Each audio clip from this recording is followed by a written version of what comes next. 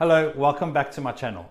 I know it's been a while since I've posted a video, but I've been working on something new in the background. Basically, I've been relearning how to cook, and I wanted to get to the essence of what cooking is all about.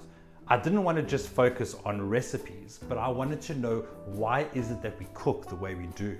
Why is it that we use certain techniques in food? I wanted to understand the process of cooking so that I can better cook in the kitchen on an everyday basis. Recently, I've been able to get my hands on a few books, and some of them have been very informative. And I wanted to acknowledge the book that has actually inspired me to create this episode itself and also this series. And that's Samin Nosrat's Salt, Fat, Acid, Heat. That book has been super informative and it's changed my cooking forever. So with that said, let's get started with what this video is all about. Today, I wanted to talk about the importance of seasoning your food, especially when it comes to meat and roasts. And I never truly understood what role salt played in a roast or in meat. Firstly, we need to talk about salt and have a better understanding in its role when it comes to cooking. We all know that salt makes food taste better, and we all have salt at home, but do we truly understand what role it plays in the kitchen? In essence, salt is an essential nutrient. It is vital to our bodily functions. We need salt to live. However, the only way for us to get salt into our body is through our diet and what we eat. Therefore, it's in our instincts to crave salt. It's completely natural to have that salty craving. In a nutshell, we need salt and we crave salt. So it only makes sense that salt makes our food taste better and it elevates it to the next level. Not only does salt amplify the flavor of our food, but it also creates physical changes to the food itself. When a generous amount of salt is added to a piece of meat, and with the help of osmosis as well as time, the salt will penetrate to the center of the meat. It goes through a chemical change and changes the proteins within the meat and turns it into a gel-like consistency. What this does is not only amplifies the flavor, but it also allows the meat to be more tender, as well as provide more moisture into the meat itself. Therefore, salt adds flavor to a roast, but at the same time making the meat more tender, as well as more juicy. Now that you have all this information with you, next time you make a roast, just keep in mind, how big is the roast? What are you working with? Because the bigger the piece of meat, the longer it will need to marinate in the salt. For example, if you're going to roast a large turkey, it's going to need a minimum of 2 to 3 days to marinate in salt, because it needs that extra time for the salt to get to the center of the meat. Let's see if marinating something for 24 hours will really make a difference. Is it worth thinking ahead and actually having the time to prepare something the day before, or am I wasting my time and should I just marinate everything just before it goes in the oven? So let's find out. So I'll be making 2 chicken roasts today, both with the exact same recipe. The only difference is one chicken is going to be marinated for 24 hours, while the other will be seasoned just before it goes into the oven. And I want to see what difference that will make. In order for this experiment to work, I've made sure to buy 2 chickens at 2 kilograms each, and also bought it from the same supplier. That way we know that the end result will be more accurate. Okay, let's get this chicken ready. So what we're going to do is marinate the chicken. I just like to add that this chicken recipe is actually my mom's recipe. So it's like a traditional Portuguese style chicken. So let's get started in marinating. And the first thing you want to start with is garlic. To a mortar pestle, add 4 cloves of garlic, about a tablespoon of coarse salt. When it comes to roasts, I prefer using coarse salt. The reason why I prefer coarse salt, it's actually not as salty as table salt or fine salt. So while it might look like I'm putting quite a lot of salt in it, in actual fact, it's less than if you were going to use fine table salt. It's also better to use coarse salt because it will have the time to absorb into the roast. While it might look like I'm using a lot of salt, in actual fact, it's not. Once you've added the salt and the garlic to the mortar pestle, start grinding. Once you've mashed up all the garlic, add about a tablespoon of olive oil, followed by a tablespoon of paprika. Continue grinding. Now add in the juice of 1 lemon. Once you've added all the lemon, just give it a final mix. No need to grind that anymore. This is the consistency of the paste. Once you have that, you're all good.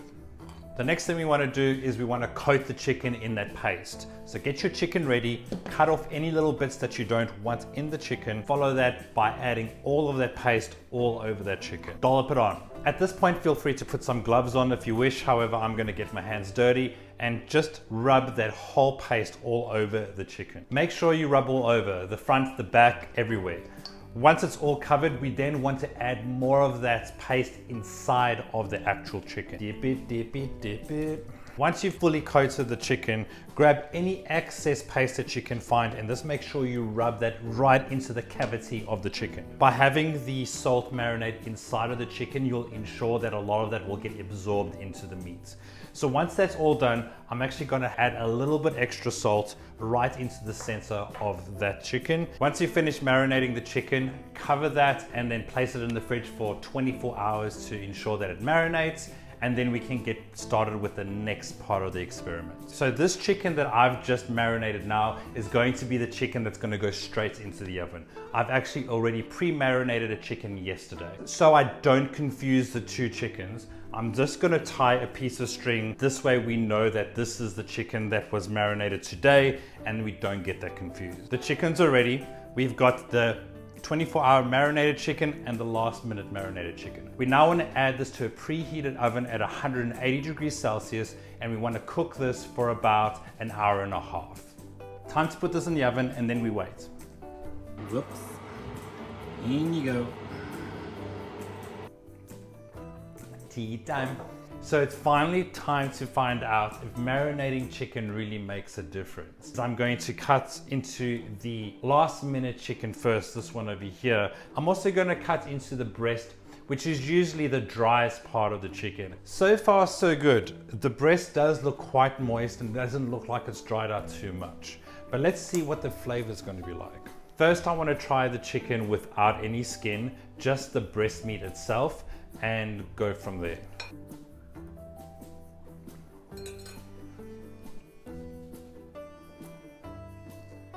First thing I've noticed is that it is towards the dry side. It does taste like chicken, not very salty at all, but it is a little bit dry and I tend to have to chew it a lot more.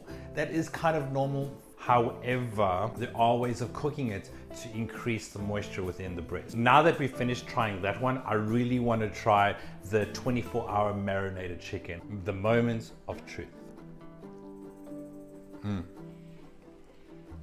Straight away, that chicken is just full of moisture. The chicken breast is not dry whatsoever. It's very hard to tell from looking through the camera, but you can actually see the difference in the meat. It looks softer, it looks like there's more liquid in it.